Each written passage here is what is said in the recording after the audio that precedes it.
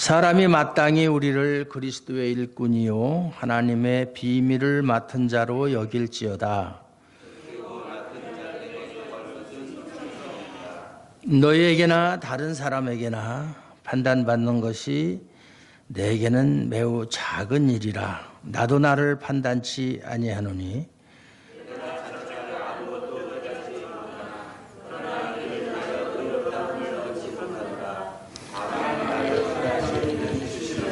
그러므로 때가 이르기 전 곧 주께서 오시기까지 아무것도 판단치 말라. 그가 어두움에 감추인 것들을 드러내고 마음의 뜻을 나타내시리니 그때에 각 사람에게 하나님께로부터 칭찬이 있으리라.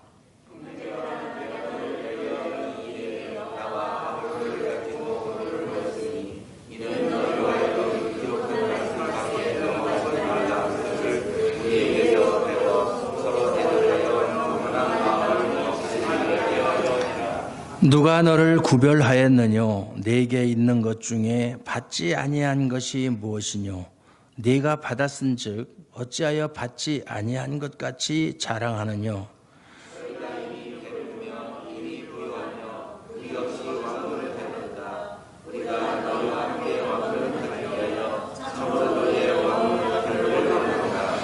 내가 생각건대 하나님이 사도인 우리를 죽이기로 작정한 자같이 미말에 두셨음에 우리는 세계 곧 천사와 사람에게 구경거리가 되었노라.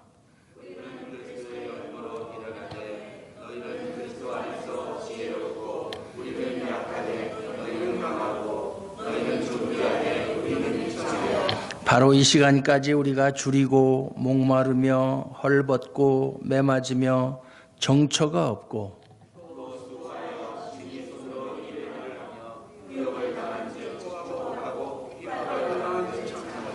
같이 읽습니다. 비방을 당한 즉 권면하니 우리가 지금까지 세상의 더러운 것과 만물의 찢기같이 되었도다. 아멘.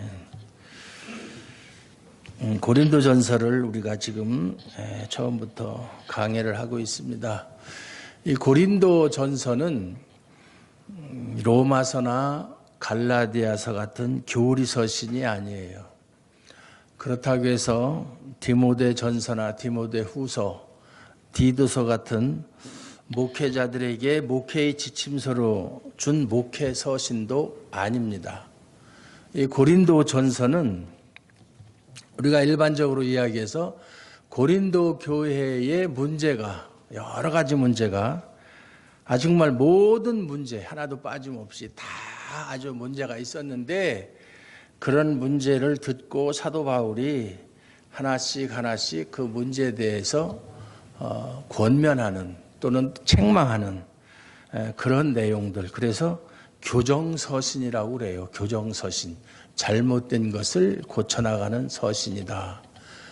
그러다 보니까 이 서신의 형태가 다른 서신과는 좀 다릅니다. 그래서 조지 가드너라고 하는 신학자가 말하기를 고린도 전서에는 후서도 마찬가지지만은 사도 바울의 빈정거림, 고린도 교회에 대해서 빈정거리거나 아니면 그들을 조롱하거나 또는 그들을 책망하거나 또는 그들을 교훈하는 내용들로 가득 차 있다.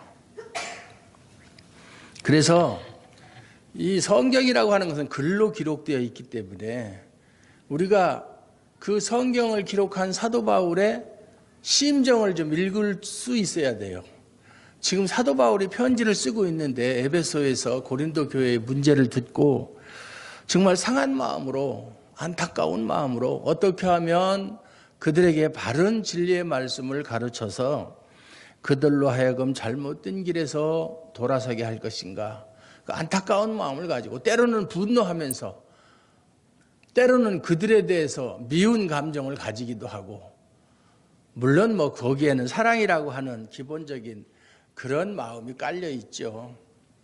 사랑하는 마음이 없으면 그들이 잘하든 잘못하든 관심이 없어요. 사랑하기 때문에 잘못된 것을 고쳐서 신앙생활을 잘 하도록 그럴 목적으로 편지를 썼는데 제가 고린도 전서를 읽으면서 사도 바울의 심정이 어땠을까?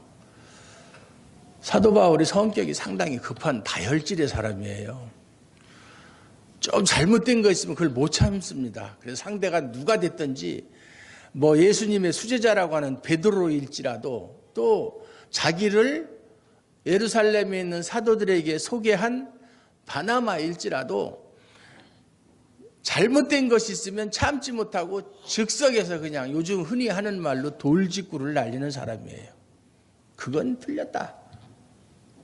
어떻게 내가 감히 사도로서 사도라고 자처하면서 그런 말 또는 그런 행동을 할 수 있느냐.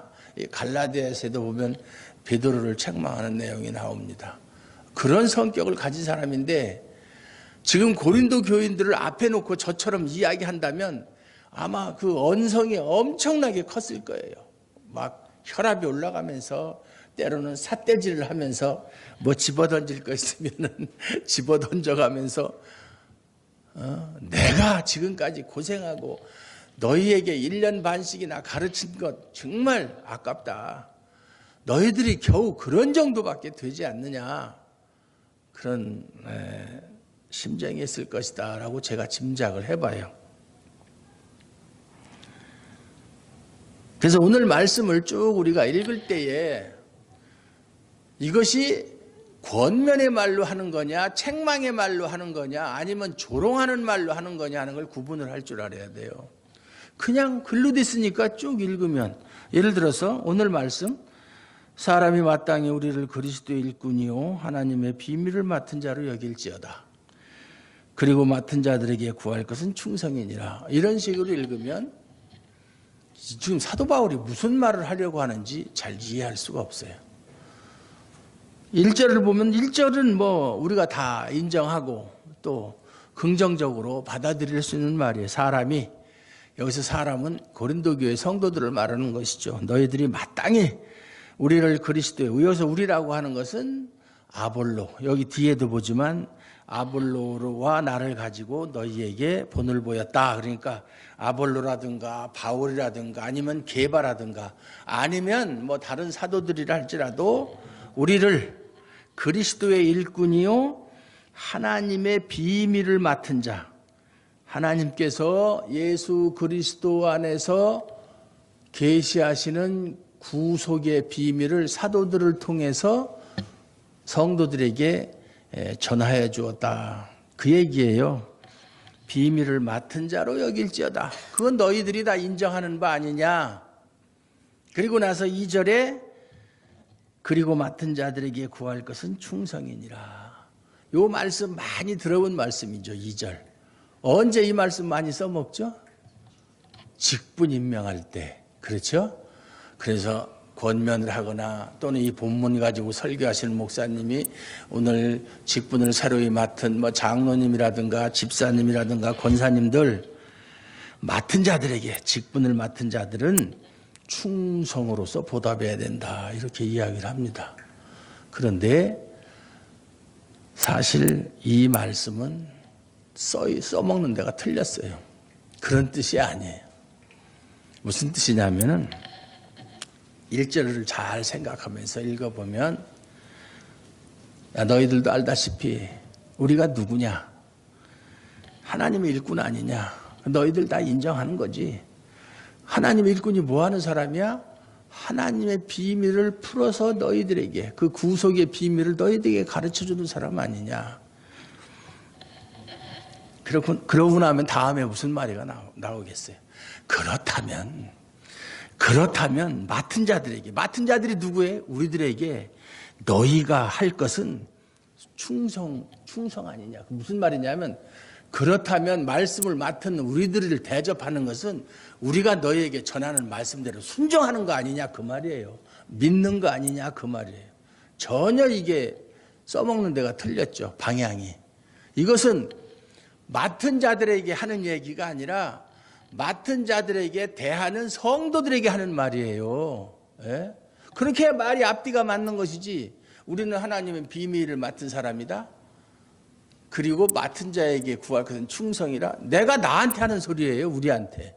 성도들하고는 아무 상관없죠. 우리가 충성을 하든 안 하든 성도들하고는 상관없는 얘기 아니에요?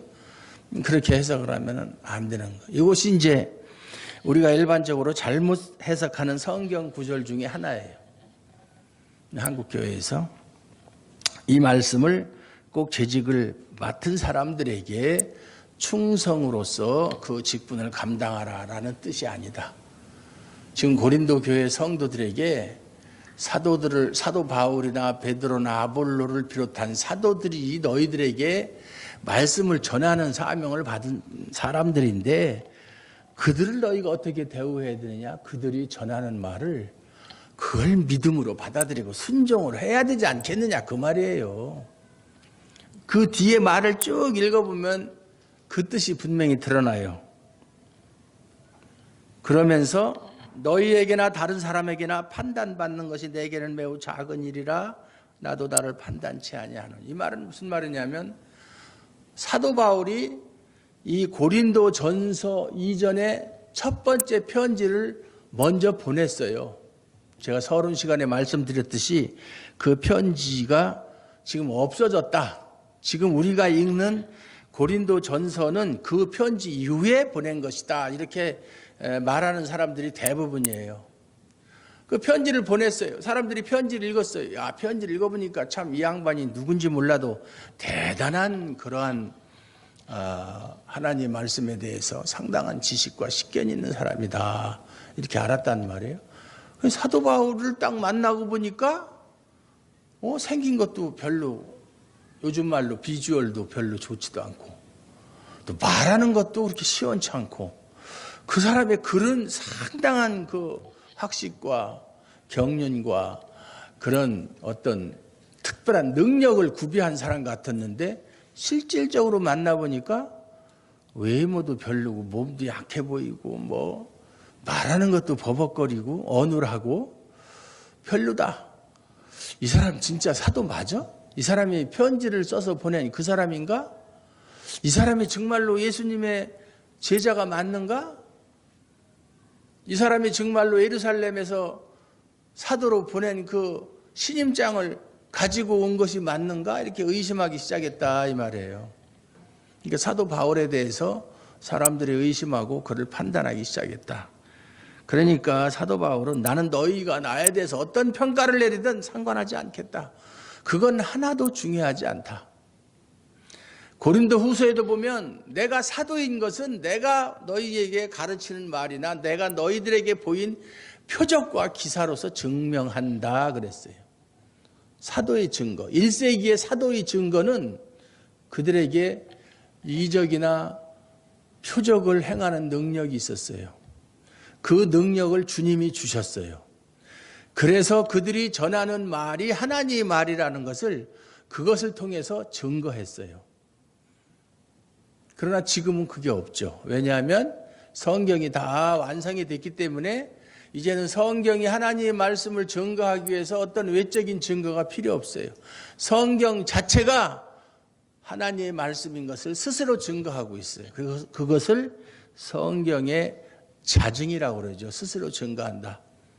그래서 지금은 1세기에 예수님의 제자들이나 아니면 성경 기록자들이 행했던 안진뱅이를 고치거나 뭐 심지어는 죽은 사람도 살리고 또 벙어리도 낫게 하고 여러 가지 귀신 들린 사람을 또 고치게 하는 그런 이적들은 지금은 더 이상 존재하지 않는다. 그것이 정설이에요. 물론 지금도 그것이 있다라고 주장하는 사람들 많이 있어요. 특히 오순절 계통이나 신비주의자들은 그렇게 많이 주장을 합니다. 거기에 대해서는 뭐 차차로 또 나중에 이야기하기로 하고요. 내가 자책을 아무것도 깨닫지 못하나 그러나 이를 인하여 의롭다함을 얻지 못하느라. 나는 내가 생각할 때 나는 하나님 앞에 부끄러운 것이 없다. 너희들이 생각하는 것처럼 그게 부족한 사람이 아니다. 의심받을 만한 사람이 아니다. 그러나 그렇다고 해도 그것으로 내가 하나님 앞에 의롭다함을 받는 것은 아니다. 우리가 하나님 앞에 의롭다함을 받는 것이 우리의 자격이나 조건이나 행위로 말미암지 않고 오직 하나님의 은혜로만 되어지는 일이기 때문에 그것 가지고는 의롭다함을 얻을 수가 없다. 그 얘기예요. 그러면서 판단하실 이는 주님이시라. 내가 어떠한 사람인지, 내가 하는 일이 옳은 일인지, 지난 시간에 말씀드린 대로 그리스도의 터 위에 금이나 은이나 보석으로 집을 짓는 사람인지, 나무나 집이나 풀로 집을 짓는 사람인지 그걸 판단하실 이는 주님이시라, 그 말이에요. 그러니까 우리 말씀을 전하는 사람들이나 또는 말씀을 받은 사람들 모두 다 우리가 두려워해야 될 것은, 또 우리가 신경 써야 될 것은 주님이 우리에게 대한 판단이지 사람에 대한 판단을 가지고 일희일비할 필요가 없다 이 말이에요. 사람들이 나를 저 목사님 대단하시다, 그렇다고 해서 좋아할 일도 없고, 또 저 목사님 설교가 뭐 저래, 다른 목사님들하고 다르잖아, 이렇다고 해서 속상해할 일도 없어요. 그걸 판단하실 이는 주님이시라. 주님의 판단에 맡기고 하는 거예요. 그러므로 때가 이르기 전, 때가 언제냐? 곧 주께서 오시기까지, 재림하시는 날이죠. 아무것도 판단치 말라. 그가 어두움에 감추인 것들을 드러내고 마음의 뜻을 나타내시리니 그때에 가서야 각 사람에게 하나님께로부터 칭찬이 있으리라, 또는 책망이 있으리라. 양과 염소를 가르듯이 좌우로 가를 것이다, 그 말씀이에요. 그때까지는 누가 옳고 그른지 함부로 판단하지 말라. 네. 지금 보세요. 아까도 우리 김 집사님 얘기했지만 지금 얼마나 신천지들이 지금 득세를 하고 있는지 몰라요. 모르는 사람은 신천지가 진리인 것 같아요. 또는 그 외에도 많은 이단들이 자기들 교회가 진리이고 자기들 교회에만 구원이 있는 것처럼 가르치는 교회가 한두 교회가 아니에요. 그래서 많은 사람들이 거기에 미혹을 당하고 그 교회를 갑니다. 하나님 왜 그렇게 하시는 줄 알아요? 그렇게 해서 그들이 믿음이 있는가 없는가 시험하시려고 그러는 거예요. 거기에 넘어가면 그들은 그것으로 끝나는 것이고, 정말 믿음이 바르게 가지고 있는 사람이라면 그런 말에 미혹당하지 않는다, 그 말이에요. 형제들아, 내가 너희를 위하여 이 일에 나와 아볼로를 가지고 본을 보였다. 아볼로는 심었고 나는 심었고 아볼로는 물을 주었다. 서로가 동력을 했다 이 말이죠. 이는 너희로 하여금 기록한 말씀밖에 넘어가지 말라 한 것을 우리에게서 배워 서로 대적하여 교만한 마음을 먹지 말게 하려 하며, 아볼로와 바울을 통해서 너희가 말씀을 배우지 않았느냐? 말씀을 배웠으면 기록한 말씀 그 밖으로 넘어가지 마라. 칼빈이 그런 말을 했어요. 우리가 성경을 연구할 때에 성경이 가는 데까지 가고 멈추는 데서 멈춰라. 기록한 성경 밖으로 나가지 말아라. 마땅히 생각할 그 이상을 생각하지 말아라. 너무 앞서 나가서 안 돼요. 하나님 말씀하시는 그 한계 내에서만 우리가 생각하고 행동을 해야 돼요. 그러면서 지금 4장 1절에서 13절까지 내용을 읽어보면 지금 바울이 상당히 화가 나 있어요. 왜냐하면 고린도 교회 성도들이 지금 형편없는 짓을 하고 있거든요. 쭉 나옵니다. 뒤에 보면 보세요. 누가 너를 구별하였느냐? 네게 있는 것 중에 받지 아니한 것이 무엇이뇨? 네가 받았은즉 어찌하여 받지 아니한 것 같이 자랑한. 이것은 여기서도 받았다는, 하나님께 받았다는 말이 아니에요. 너희들이 받은 것, 가르침을 받은 것이 누구한테 받은 것이냐? 우리 사도들한테 받은 거 아니냐 그 말이에요. 하나님께 받은 것이. 우리한테 배우지 않았더라면 너희가 구원의 진리를 어떻게 알 수 있겠느냐 그 말이에요. 다 너희가 알고 있는 지식은 우리에게서 배운 것이다. 그런데 마치 우리에게서 배운 것이 아니고 너희들 스스로가 아는 것처럼 그렇게 교만한 마음을 가지고 자랑하느냐 그 말이에요. 자기 주제를 모르고 있는 거예요. 지금 고린도 교회 성도들이. 그러면서 8절부터 이제 점점 화가 나서 더 이제 언성을 높입니다. 너희가 이미 배부르며 이미 부유하며 우리 없이 왕노릇하였도다. 우리가 너희와 함께 왕노릇하기 위하여 참으로 너희의 왕노릇하기를 원하노. 이 말이 무슨 말인지 한글 성경 가지고선 잘 이해가 안 돼요. 이게 무슨 말이냐면 여기서 배불렀다 부유하다 하는 것은 물질적인 걸 얘기하는 게 아니에요. 영적인 것을 말하는 거예요. 영적인 지식, 하나님 말씀에 대한 지식. 너희들은 이미 벌써 배불렀다. 더 이상 우리에게 배울 것이 없을 정도로 모든 것을 다 알고 있다고 생각한다 그 말이에요. 고린도 교회 성도들이 부유하다는 말도 마찬가지고 우리 없이 왕노릇하였도다. 이제는 우리 사도들 필요 없다. 더 이상 우리가 사도한테 배울 거 없다. 우리가 이제는 사도한테 배운 거 더 이상 배울 것도 없고 이제 우리는 우리가 가지고 있는 지식만 가지고도 충분하다라고 그런 생각을 착각이죠. 그러니까 하고 있다. 그래서 우리 없이 왕노릇하였도다. 이제는 사도 필요 없어. 요즘 말로 말하면 목사가 무슨 뭐 없으면 우리가 신앙생활을 못해? 우리끼리 뭐 예배드리고 하면 되지. 왕노릇하였도다. 다 필요 없다. 우리들끼리 모든 것을 할 수 있다. 그러니까 그렇게 이야기한다 이 말이에요. 고린도 교회 성도들이. 그러니까 우리가 사도 바울이 하는 말이에요. 너희와 함께 왕노릇하기 위하여 참으로 너희의 왕노릇하기를 원하노라. 너희가 지금 왕노릇을 한다고 하는데 실제로 하고 있다는 거예요? 안 하고 있다는 거예요? 아직 안 하고 있다는 거예요. 왜냐하면 참으로 너희의 왕노릇하기를 원하노라 하는 것은 아직 왕노릇을 정말로 안 하고 있는 것이죠. 마음은 그래도 아직까지 실질적으로는 안 하고 있는 거예요. 너희들 제발 좀 왕노릇 좀 한번 해봐라. 너희들 정말 왕이 돼봐라. 우리도 너희 덕분에 우리도 좀 왕노릇 좀 한번 해보자. 그 소리예요. 좀 빈정거리는 소리예요. 너희가 우리 없이도 왕노릇 할 수 있다고? 제발 좀 그래봐. 우리도 고생 안 하고 이제는 편안하게 너희들과 함께 왕노릇 하면서 좀 살게. 그 소리예요. 얼마나 지금 화가 나 있는지 몰라요. 사도 바울이. 나 없어도 돼? 우리 없어도 돼? 이제는 말씀을 배우지 않아도 돼? 너희들 스스로 다 알았어? 그래 제발 좀 그래봐라. 우리도 좀 편안하게 살게. 그 소리예요.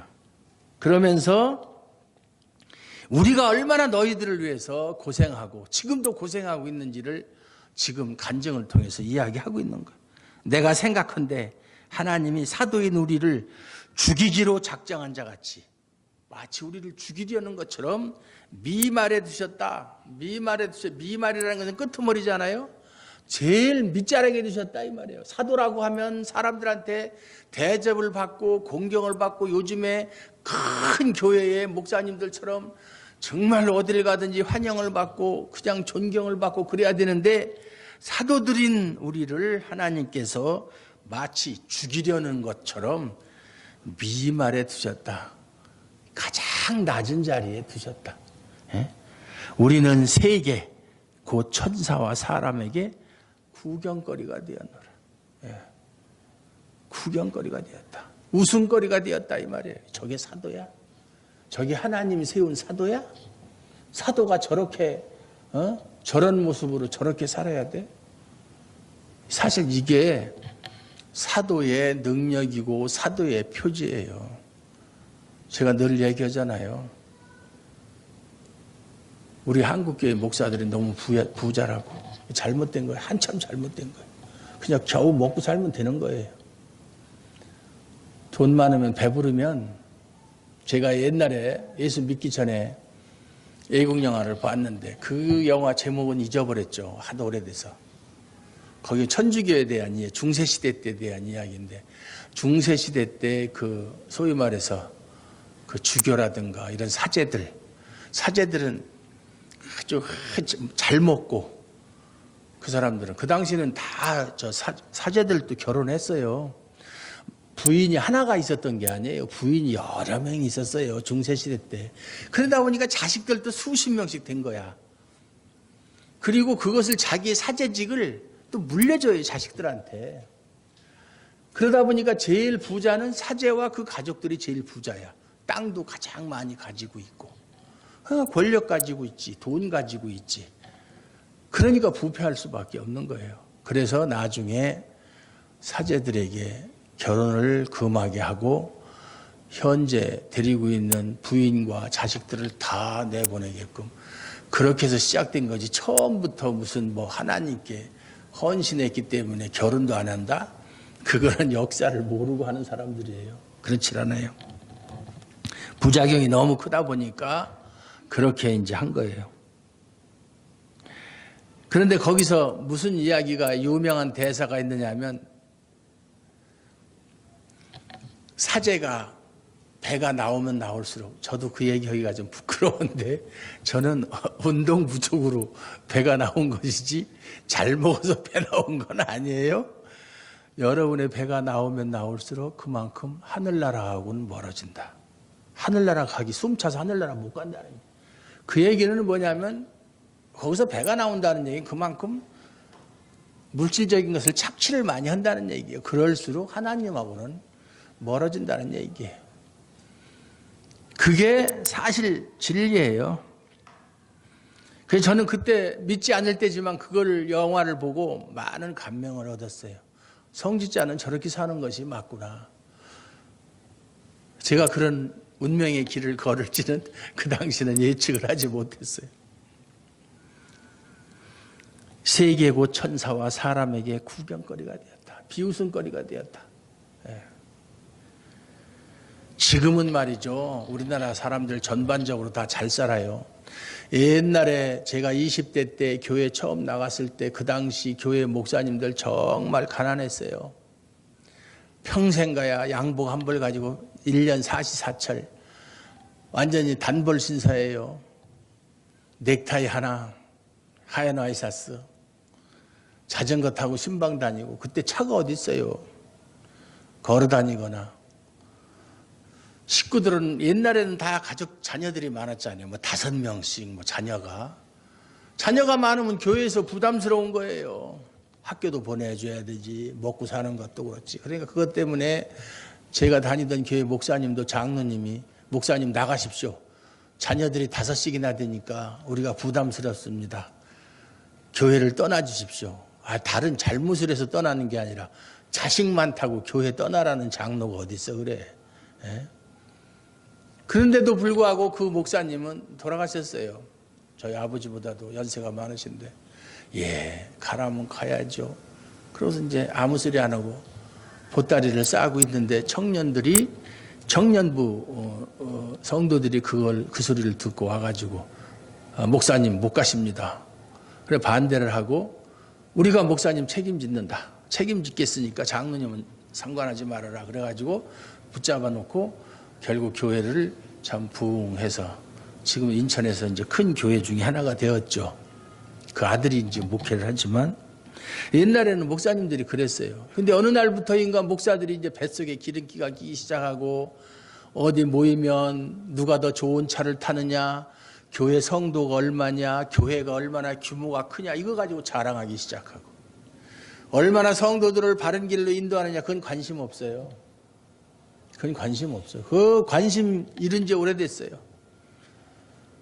어떤 수단과 방법을 하늘에서 금가루가 떨어지게 하든 금리빨이 변하게 하든 뭐가 되든 수단과 방법 가리지 않고 사람만 늘리면 되는 세상이 돼버렸어요. 그렇게 해서 부흥한 교회들 상당히 많아요. 지하에서 시작한 조그만 우리 교회 같은 데가 금리빨 사역해가지고 막 3,000명, 4,000명 모이는 큰 교회로 부흥한. 아무리 부흥하면 뭐 할 거예요. 그렇게 엉터리로 가르쳐가지고 다 지옥 자식 만들 거면서. 예? 성경에 있는 말씀처럼 강이나 산이나 들로 다니다가 겨우 사람 하나 구해가지고서는 결국 너희들보다 더 배나 지옥 자식이 되게 하는도다. 그러다 놓으면 뭐예요? 지옥 보낼 거 차라리 자유스럽게 살다가 지옥을 가든 천국을 가든 내버려 두는 게 낫지. 그러면서 10절에 보면 우리는 그리스도의 연고로 그리스도 때문에 그리스도를 위하기 때문에 미련하게 산다. 미련한다는 것은 우리가 너희들만큼 배운 게 없느냐, 너희들만큼 능력이 없어서 이렇게 사는 게 아니지 않느냐. 예수님에게 붙잡혀가지고 사도 바울이 고백한 것처럼 예수님께 붙잡힌 바 된 그것을 잡으려고 뒤에 것은 잊어버리고 오직 앞에 있는 표대를 향해서 달려나가는 심정으로 그렇게 너희가 볼 땐 미련하게 사는 것처럼 미련한 것처럼 살지만 그게 다 예수님 때문에 너희들을 위해서 그렇게 사는 거 아니냐. 그런데 너희는 그리스도 안에서 지혜롭고 우리는 약하되 너희는 강하고 너희는 존귀하되 우리는 비천하여.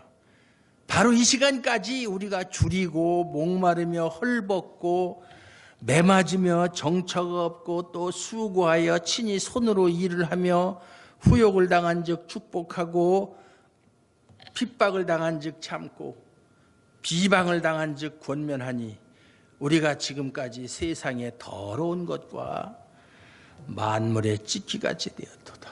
예. 세상에서 쓰레기 취급을 당한다. 쓰레기. 누구 때문에? 너희들 때문에. 너희들 때문에. 쉽게 얘기하면 내가 만약에 사도 바울이라면 난 이렇게 점잖게 말 안 해요. 물론 이건 뭐 편지니까 더 과격하게 할 수 없지만 난 너희들 때문에 참 팔자가 더러워가지고 이렇게 산다. 세상에서 쓰레기 취급을 당하면서 그렇게 매맞고 헐벗고 굶주리고 또 나를 욕하는 사람들을 위해서 축복하고 후욕을 당한 즉 축복하고 핍박을 당해도 꼭 참고 하나님 나라를 바라보고 어떻게 하면 한 사람이라도 더 하나님 나라에 갈 수 있도록 그렇게 인도하는가 고심초사하고 노심초사하고 그게 말씀을 맡은 자들의 사명이에요. 그런 사람들의 말을 당연히 어떻게 해야 돼요? 여러분들이 순종을 해야 되죠. 여러분 스스로를 위해서라도. 그런데 지금 고린도 교회 성도들은 그런 사도들의 노고나 그런 수고 전혀 무시하고 자기들끼리 이제 사도 필요 없어. 우리들끼리도 얼마든지 신앙생활 잘할 수 있어 하고 그렇게 교만한 마음 가지고 자기들이 가지고 있는 그 알량한 지식 가지고 자랑하면서 제가 가끔 인터넷에 들어가서 그 일반 성도들이겠죠. 글을 올리는 거 보면 참 성경 지식이 하나도 없으면서 아는 척하고 잘난 척하는 거 보면 정말 가스럽죠. 예? 정말 그 앞에 사람 있으면 네가 성경에 대해서 성자나 제대로 아냐? 뭘 네가 안다고 그렇게 떠드느냐? 해주고 싶은 마음이 아주 굴뚝 같죠. 사람이 그래요. 죄성이 있어가지고 아담과 하와가 하나님처럼 되기 위해서 하나님이 먹지 말라고 한 그 선악을 알게 하는 나무의 실과를 먹고 범죄한 것처럼 할 수만 있으면 사람들은 하나님을 대적하고 하나님과 동등한 위치에 서려고 하는 그것이 인간의 본능이에요. 그래서 신본주의로 시작해서 그것이 인본주의로 변하고 인본주의가 물질주의로 변하고 물질주의가 결국 신비주의로 그렇게 발달을 하는 거예요. 신비주의. 여기 고린도 교회도 신비주의자들 많잖아요. 방언한다. 나 방언해. 알랄라씨. 아까 리카리바리 뭐래. 방언. 난 하나님과 직접 교통하는 사람이에요. 이런 영적 교만. 거기에 대해서 나중에 말씀드리고요. 여러분들이 지금 이 시대에 정신 바짝 차리셔야 돼요. 그저 뭐 하루하루 적당하게 안일하게 그렇게 살아도 하늘문이 열릴 것이라고 생각하면 안 돼요. 누가복음 18장 8절에 보면 인자가 올 때 세상에서 믿음을 보겠느냐. 예수님이 하신 말씀이에요. 인자가 올 때 세상에서 믿음을 보겠느냐. 인자가 오시기도 전인데 제가 지금 봐도 세상에서 믿음을 보기가 힘들어요. 제 눈으로 볼 때도. 그런데 하물며 주님의 눈으로 볼 때는 어떠하시겠어요? 네? 참 안타깝죠. 안타까워요. 우리 주하람교회 성도들 제발 바라기는 한 사람도 낙오하지 않고 하나님 나라에 넉넉히 들어감을 얻으시기를 주님의 이름으로 축원합니다. 하나님 감사합니다. 오늘도 함께해 주시고 은혜 주셔서 우리가 이 세상에서 어떻게 살아야 할지 다시 한번 깨닫게 하여 주시니 감사합니다. 하나님 아버지, 이 마지막 시대에 우리가 깨어 근신하며 마귀를 대적하며 항상 그리스도의 말씀으로 성령의 검으로 삼아서 마귀의 괴계를 물리쳐 승리할 수 있도록 능력을 허락하여 주시옵소서. 그래서 하나님 앞에 그날에 잘했다 칭찬받는 우리 성도들 다 되게 도와주시옵소서. 예수님 이름으로 감사드리옵고 기도하옵나이다. 아멘. 71장 부르면서 준비하신 헌금 드리시겠습니다.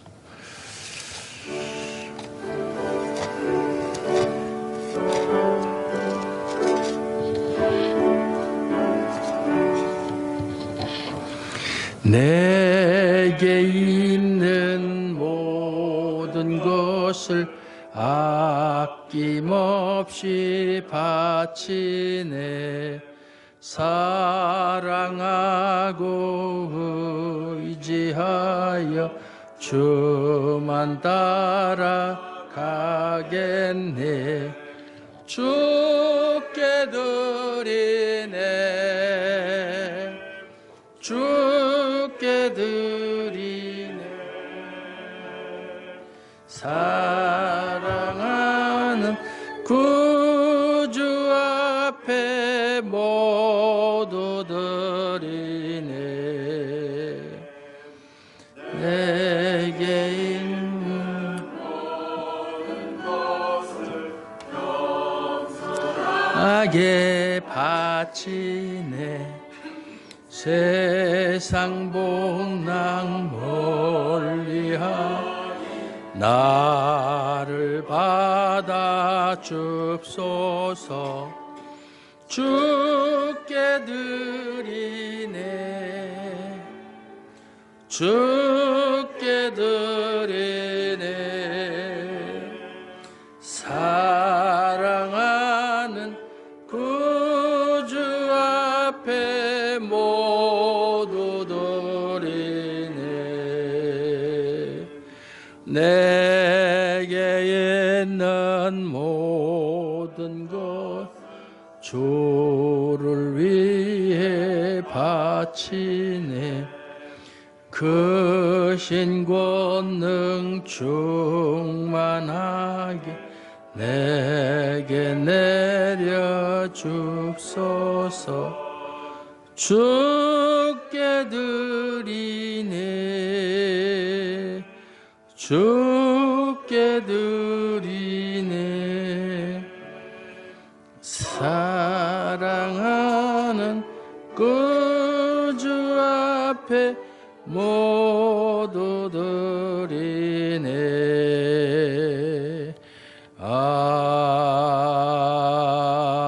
아멘. 하나님 감사합니다. 오늘도 하나님 앞에 나올 때 모든 것이 주님으로부터 주어졌음을 믿고 감사하는 마음으로 하나님 앞에 다 돌려드리는 믿음으로 예물을 드립니다.